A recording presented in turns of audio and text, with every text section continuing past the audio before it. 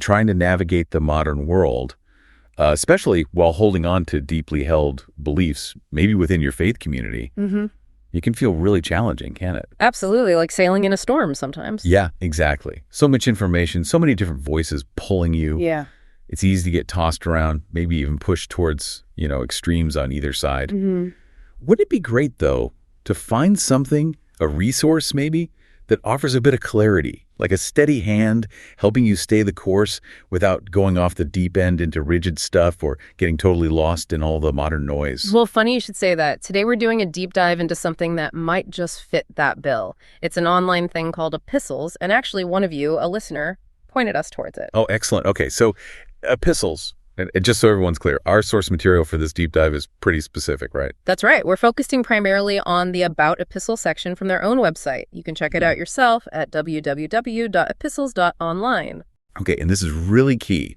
We need to state this right up front. We're here today to unpack this specific source. Exact. Our goal isn't to dive deep into theology itself or, give our opinions on specific Catholic viewpoints or endorse anything. No, none of that. We're simply looking at what this About section tells us about epistles. What does it say its purpose is?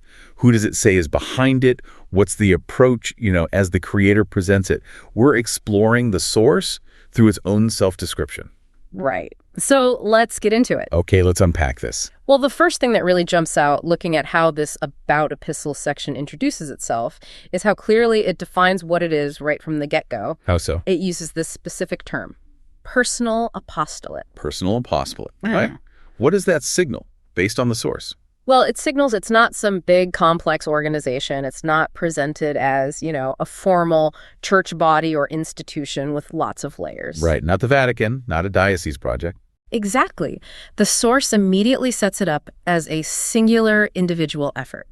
That term, personal apostolate, it points to an initiative started by one person aimed at serving the church and spreading the faith, but distinct from, say, a group project or something official. And the source builds on that, doesn't it? I think I saw the phrase, a humble apostolate. It was humble apostolate. That word choice, humble, feels pretty deliberate. Yeah, it suggests what? Modesty, small scale? I think so. It suggests the size, the scope, maybe the origins are meant to be seen as modest, grounded, not making grand claims. But interestingly, it balances that. Because even though it says it's humble and personal, the source also says it was created for Catholics everywhere. Right. So you have this contrast, a personal, individual, humble effort, but with this potentially really broad, maybe even universal aim, targeting Catholics all over the world. And the source is also really upfront about what it isn't. Oh, yeah, very explicit. It says, quote, "This isn't a platform of Catholic experts or intellectuals." Okay, that's a big statement, a key distinguishing feature then. Definitely. It's intentionally positioning itself outside that world. It's not claiming to be, academic theology or expert analysis from scholars. So it's setting expectations right away for the kind of voice and content you'll find. Precisely. It's a deliberate choice. Which then begs the question, if it's not experts or intellectuals, who is behind it, according to this About page? The source gives a very straightforward answer, and it really reinforces everything else we've just talked about. It says, the author, just a regular lay Catholic. Just a regular lay Catholic. Wow. Yeah. That phrase really positions the whole thing, doesn't it? The voice, the perspective, the foundation. Coming from the ground level, you could say. Someone who identifies as being, in the pews. Exactly. Navigating faith in daily life, not from some official church role or, an academic ivory tower. So that, from the pews perspective, becomes the lens for everything. That's exactly how the source frames it. It says the author offers reflections and commentary on the life of the church today as he sees it from the pews. As he sees it. So subjective. Rooted in personal experience. Yes, that's the implication. It's not presented as some kind of detached, objective report on theology or church affairs. It's explicitly grounded in the lived experience of a layperson trying to understand their faith and what's happening in the church right now. And the source seems pretty clear about the limits of that perspective, too. Very clear. It explicitly states the author has no claim to authority.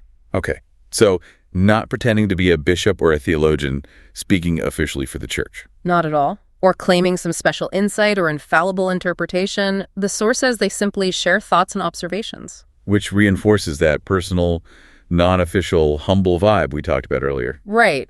It's framed as one person's perspective, shared with others, coming from their experience in the pews. The value proposition seems to be in that shared reflection, not in authoritative pronouncements. Got it. So that's the identity. Personal, humble, lay perspective, no official authority. What about the purpose? What's the core mission, according to the source? Well, moving from identity to purpose, the source is just as clear and direct here. It states the apostolate is dedicated to promoting and guarding the sacred deposit of faith. Okay, promoting and guarding the sacred deposit of faith. That sounds pretty central. It's presented as the absolute core treasure, yeah. The main focus that the apostolate wants to protect and share through its work. And does the source explain what it means by sacred deposit of faith in this context? It does. It describes it as that which was entrusted to the church by Christ and preserved through tradition. Entrusted by Christ, preserved through tradition. Okay, so according to the source, this isn't just like a random set of beliefs. No, not at all. It's presented as something divinely given, inherently valuable, and something that needs active, conscious effort to maintain and pass down through history via the church's tradition. It's the core body of truth and teaching. And what's really interesting is how the source connects this mission to some pretty significant, relatively modern church documents. Yeah, this is quite insightful. It cites the inspiration for this mission as coming from two main places. First, Pope John Paul II's document, Fidei Depositum. Ah, the one that introduced the Catechism of the Catholic Church. Exactly. And second, the Second Vatican Council's decree, Apostolicam Actuositatem. Okay, so grounding it in both recent papal teaching and a key Vatican II document. Precisely. And get this. The title right there on the Epistles website header, Guarding the Deposit of Faith, actually links directly to a specific quote from Pope St. John Paul II, which is also shown lower on the page. What's the quote? It says, "Guarding the deposit of faith is the mission which the Lord has entrusted to his church and which she fulfills in every age." Pope St. John Paul II. Wow. That's a powerful connection to make. Yeah. It takes this seemingly small, personal, lay project and roots its mission right in the heart of major church teaching and papal words. It really does. Citing Fidei Depositum, which is all about that deposit of faith in the Catechism, shows the apostolate sees itself aligned with the Church's official efforts to safeguard and teach that truth. And then bringing in Apostolicam Actuositatem. Well, that document is all about the role of lay people in the Church's mission, isn't it? Exactly. It's the decree on the apostolate of the laity. So the source is essentially drawing a line from the big universal mission given to the whole Church, affirmed by modern popes, right down to the specific call from Vatican II for lay people to actively participate in that mission. So it's making a case, implicitly maybe, that this personal lay initiative isn't just doing its own thing, but is actually trying to act in harmony with the Church's broader official goals. That seems to be the message, yes. And according to the source, these inspirations directly feed into the practical goal of Epistles, which it states is to support faithful Catholics in deepening their understanding and love of authentic Catholic teaching. So the guarding part isn't just about building walls or being defensive. Apparently not. It's presented as being closely linked to a positive goal, helping other Catholics actually grow in how they understand and feel about the Church's core teachings, the authentic ones.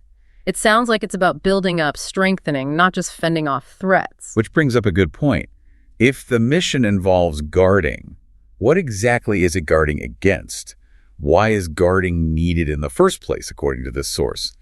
What are the perceived threats or challenges? The source is pretty direct about this. It lists 3 specific things it sees as threats or challenges facing the Church and individual Catholics today. Okay, what are they? It explicitly names confusion, secularism, and modern errors. Confusion, secularism, and modern errors. Yeah. Okay, let's unpack those a bit based on how the source seems to be using them. Confusion.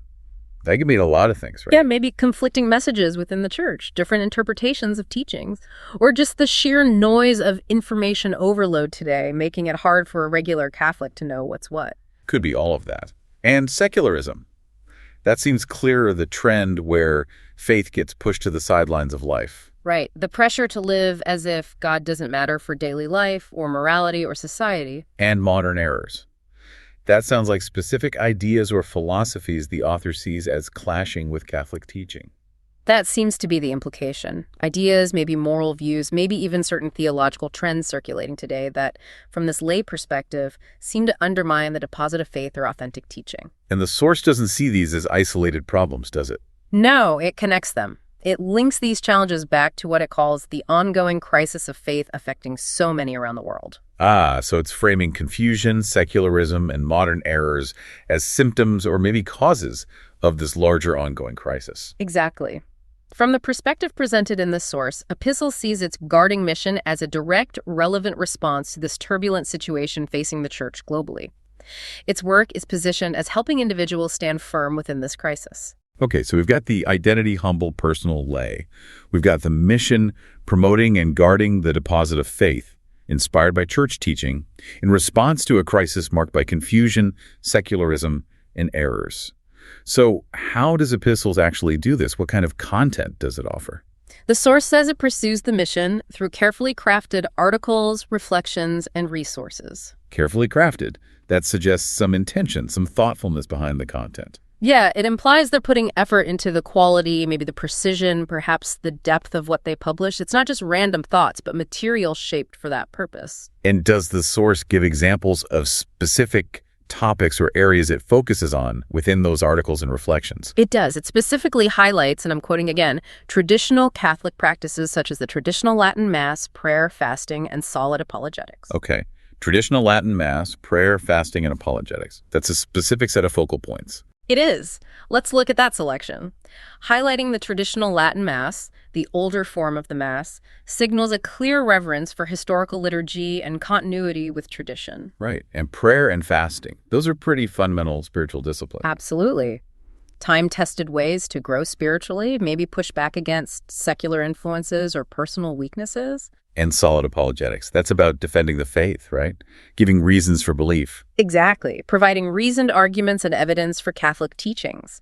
That seems like a direct tool for tackling the confusion and modern errors mentioned earlier. What's really interesting is how the source connects these practices, some of which might seem focused on the past, to navigating today's challenges. Yes, that connection is key. The source explains the purpose of focusing on these things. The goal, it says, is to refresh the spirit of both clergy and laity, equipping them to stand firm amid the challenges facing the church today. Refresh the spirit and equip them to stand firm. Okay. So from this source's viewpoint, engaging with these traditional elements isn't about escaping the present. It's about gaining spiritual strength. That's the refresh the spirit part, and getting practical tools, the equipping them part, to actually stand firm against confusion, secularism, and errors. So it frames tradition not as a museum piece, but as a living resource. Exactly. A living source of vitality, resilience, clarity for right now. Apologetics equips you intellectually. Prayer and fasting strengthen your inner life against secular pressures. The traditional Mass is presented here as a source of spiritual refreshment and deep connection. This focus on specific practices and this framing really brings up the question of who this is all for. Who is the intended audience for epistles? The source is quite specific here too, and it really clarifies the apostolate's overall positioning. It states that epistles is for Catholics who seek clarity without extremes. Clarity without extremes. That phrase really seems to capture it, doesn't it? It does. It suggests epistles is trying to carve out a very specific space, a middle ground perhaps, offering guidance that tries to avoid positions the author might see as being on the fringes while still being firm. And does the source elaborate on what without extremes means? Yes, it does. It clarifies it means neither rigidly traditionalist nor swept up in modernist trends. Okay, that's a very important self-definition from the source.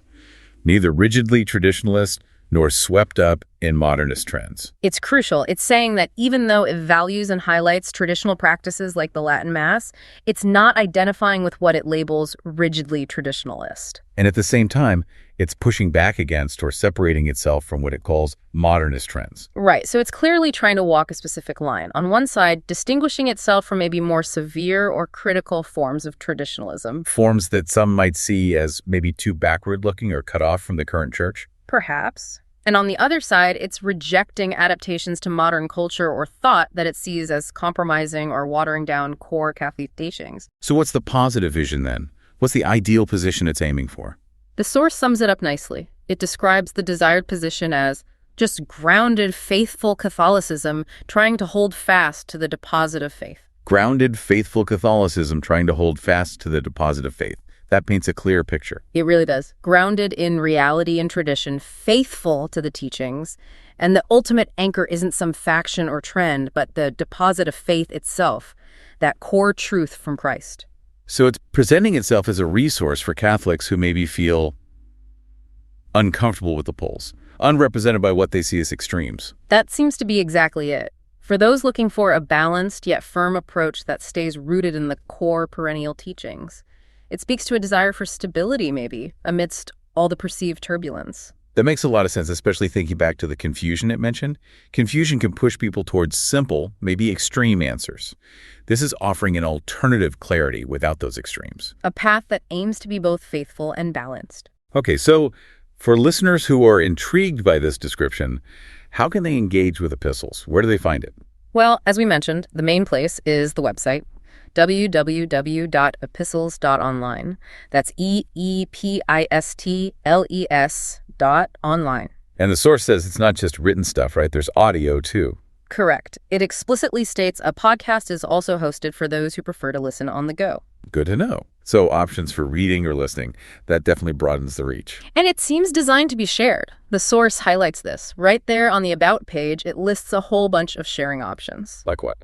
Facebook, X, what used to be Twitter, Reddit, LinkedIn, Pocket, Telegram, WhatsApp, Threads, Tumblr, and just plain email. Wow, that's comprehensive. So they clearly want people who find it useful to pass it along easily on whatever platform they use. Seems that way, facilitating the spread of the message. And if you want to stay connected, make sure you get the new content. There's a standard subscription option mentioned. It says, subscribe with your email to receive updates whenever a new epistle is published. And there are calls to action like never miss a new epistle and subscribe to receive the latest epistles straight to your inbox. Pretty standard online practice for building an audience. Yep. Keep interested people in the loop. Now, the source also talks about supporting the mission beyond just reading or listening or sharing. It does. It makes an appeal for support. It says support from readers, whether it's through prayer, sharing resources, or other encouragement, is always appreciated and vital for sustaining this ongoing work. So it values non-financial support too. Prayer, sharing. Frames it broadly. Yes, highlighting those as vital. But it also gets specific about financial help. How does it frame that? It says, if you find value in this apostolate and are in a state of grace, please consider offering a small contribution. Okay, in a state of grace, that's interesting phrasing, ties it to one's spiritual condition in Catholic terms. It does. Suggests seeing the contribution as a kind of spiritual act linked to being right with God, faith in all circumstances. It connects supporting the site directly to that core mission of being steadfast. And just to give listeners a real taste of the feel, the ethos, the source even includes a prayer on that About page, doesn't it? It does, yeah, almost like a little window into the kind of spirituality it promotes. It's introduced with, in case you missed your morning prayer. And it's the morning offering, right? Yeah. A traditional Catholic prayer. Exactly. A common devotion where you offer your whole day, prayers, works, joys, sufferings to God through Mary, linked to the Mass for various intentions. Maybe we should read it, just as it appears on the page, to give that sense of the devotional tone. Good idea. Go ahead. Okay, as the source presents it. O Jesus, through the Immaculate Heart of Mary, I offer you my prayers, works, joys, and sufferings of this day for all the intentions of your Sacred Heart, in union with the holy sacrifice of the Mass throughout the world, in reparation for my sins, for the intentions of all my relatives and friends, and in particular for the intentions of the Holy Father. Amen. Yeah, it really provides a tangible feel for the kind of traditional spirituality the apostolate seems to value. It fits right in with mentioning prayer as a focus area. Absolutely. It roots the whole thing and encourages readers to root their lives in this daily offering to God. Centered on Jesus, through Mary, connected to the Mass, looking outward to the world, personal needs, others, the Pope. It's very encompassing. A spirituality that tries to integrate everything into that offering, tied closely to the Church's liturgical life. Very traditional, very devotional. So if we try to pull all this together, just based on what this About Epistles page tells us, What have we learned? We've learned that Epistles presents itself as a personal, humble apostolate run by a regular lay Catholic. Its core mission, inspired by Church teaching, is promoting and guarding the sacred deposit of faith. And it sees this mission as urgent, a response to a crisis of faith marked by confusion, secularism, and modern errors. It carries out this mission through carefully crafted articles, reflections, resources. Focusing on things like the traditional Latin Mass, prayer, fasting, and solid apologetics. And these traditional practices are framed as tools to refresh the spirit and equip people to stand firm today. Exactly. And the target audience is clearly defined: Catholics seeking clarity without extremes. Meaning, according to the source, neither rigidly traditionalist nor swept up in modernist trends. Aiming for a grounded, faithful Catholicism, trying to hold fast to the deposit of faith. A balanced, anchored path. You can find it at www.epistles.online, with both written content and a podcast. It encourages sharing, offers email subscriptions, and seeks support, prayer, sharing, and financial to keep it going and freely accessible. So why might this be relevant or interesting to you, the listener? Well, in a world that often feels confusing for people of faith, this source describes a specific perspective, a clearly stated mission, a proposed approach for staying anchored. It's one voice from the pews trying to offer a path of clarity that, as it claims, avoids extremes for Catholics navigating today's complexities. It offers a particular diagnosis of the situation and a suggested response grounded in tradition, focused on guarding those core teachings. You know, this whole discussion, just based on the source's own description, leaves me with a final thought. The source keeps emphasizing guarding the deposit of faith, remaining steadfast. But the author also stresses he's just a regular lay Catholic with no claim to authority. So what does it really mean, from the perspective presented in this source, for an ordinary layperson, someone in the pews today, to actually participate in that mission, to help guard the deposit of faith? It's an interesting question raised by the way this source frames things. That is a great question to ponder, and it's important to stress again, our deep dive today was purely into what the source material, the About page, says about epistles. Right. It's self-description. Exactly. That page is just an introduction. So if this discussion has sparked your interest, we definitely encourage you to check out Epistles for yourself. Go to www.epistles.online, read some articles, maybe listen to the podcast, and see what resonates with you directly. Absolutely. Explore the source for yourself. Thank you for joining us for this deep dive into epistles as presented by its creator. Until next time.